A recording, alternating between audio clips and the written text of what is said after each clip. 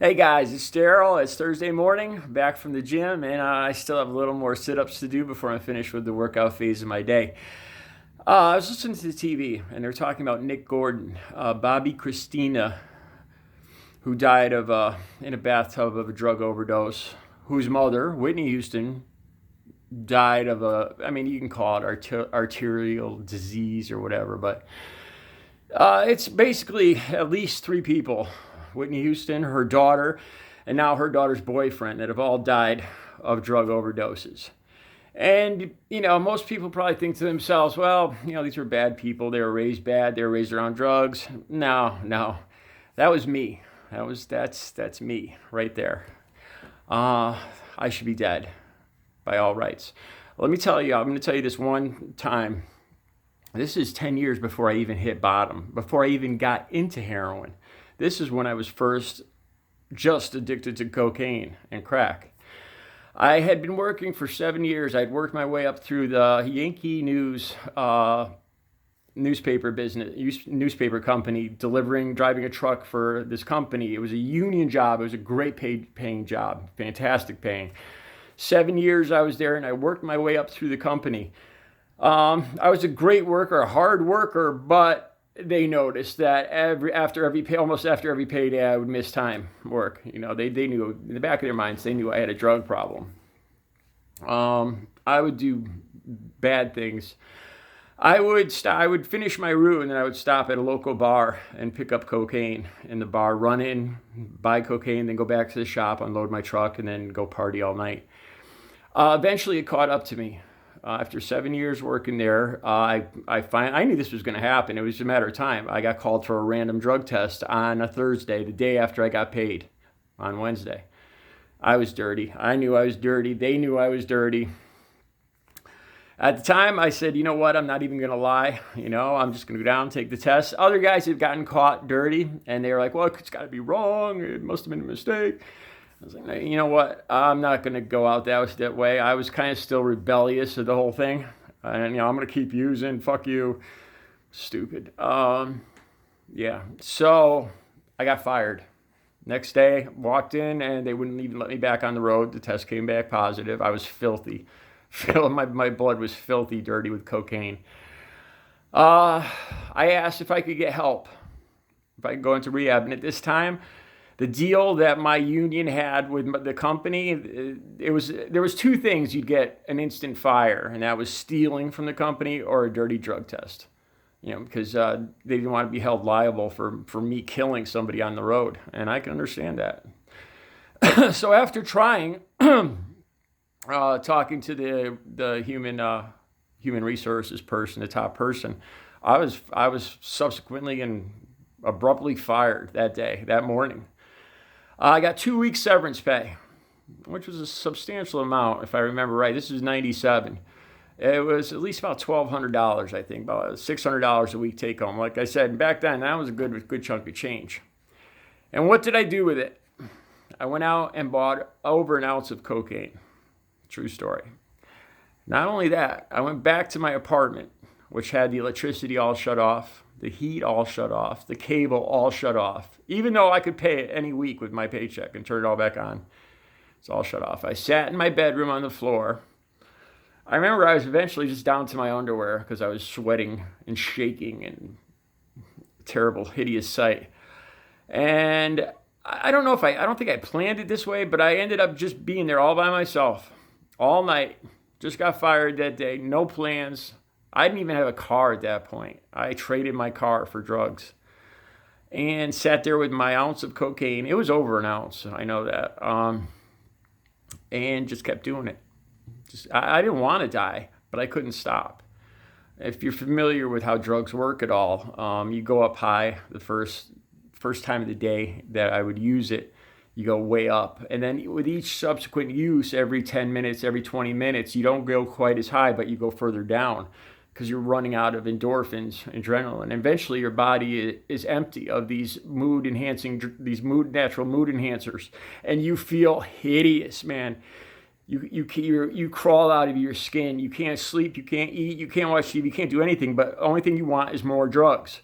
And the drugs, with every line you use, it works less well. So you do more and more often, every 5 minutes, every 3 minutes. I remember sitting on that floor shaking and sweating. And I remember this, a pain down my arm. Yeah, and I guarantee you it was my left arm. I don't know. It sounds like a heart attack. I remember sitting there scared, man, shaking, scared. My phone wasn't even turned on. I couldn't even call for help. And I'm thinking, I'm going to die here.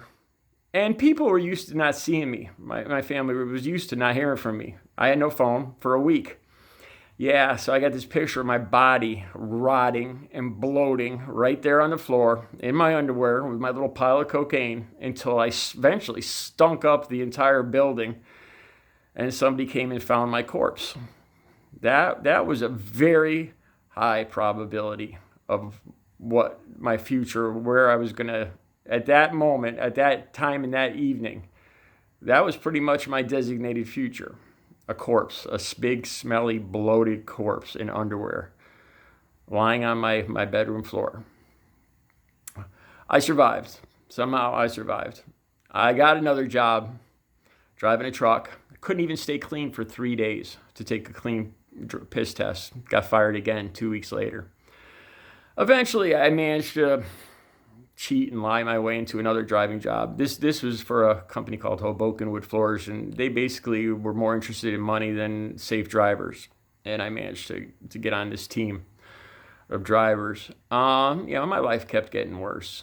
Like I said, I had even started. I hurt my back at this company carrying the hardwood flooring in, and after 2 back surgeries, I started needing painkillers, OxyContins.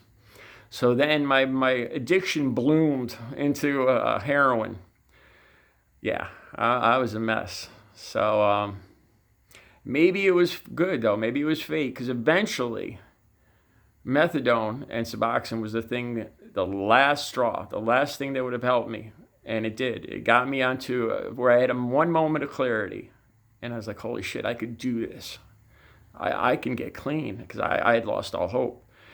And at that point, I got hope. And methadone and Suboxone don't work with cocaine. It only helps with heroin and opiates.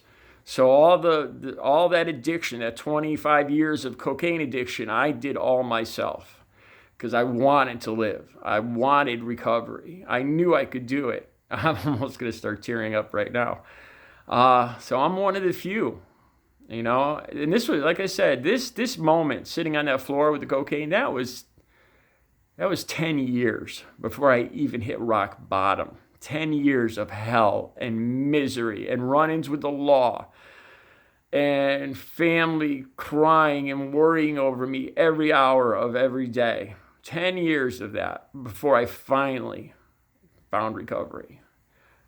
So getting back to the Houstons and her boyfriend here that just died yesterday from cocaine. I don't think they're bad people. I know they're not bad people, but they're caught in a cycle of drug abuse that's it's hard to get out. It's almost impossible to get out. Once your mind becomes, the best advice is never to pick up the damn drug, of course. But once your mind, like I said, you run out of endorphins and adrenaline. And that's just one aspect of it, where you can't feel good. You can't feel pleasure without a drug. After you get so into it, life is horrid, and existence is brutal because you find no pleasure in anything anymore. The drugs have taken that all away. It's a terrible existence. But like I said, there is hope for recovery. You can do it. People can do it. It's possible. And I was about as addicted as an addicted person can get. Like I said, 25 solid years of using cocaine almost every day, every week. And then added on heroin and opiate addiction on top of that in the last 8 years. And so that I wouldn't get, I had to deal with withdrawals every morning. I started downing a half pint of Jägermeister every morning. So alcohol on top of that. So my point here is they're not bad people. It's addiction, and it's the drugs.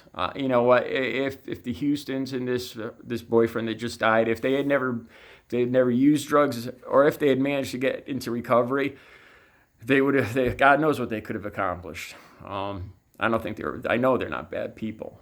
Drug addiction's is scary. It's basically hell on earth. I can't think of anything much worse than that. But anyway, like I said, there is hope.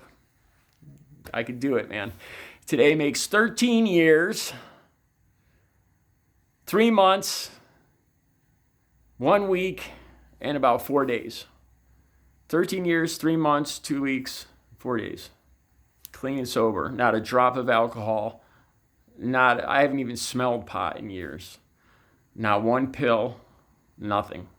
So it's possible. Okay, have a good day.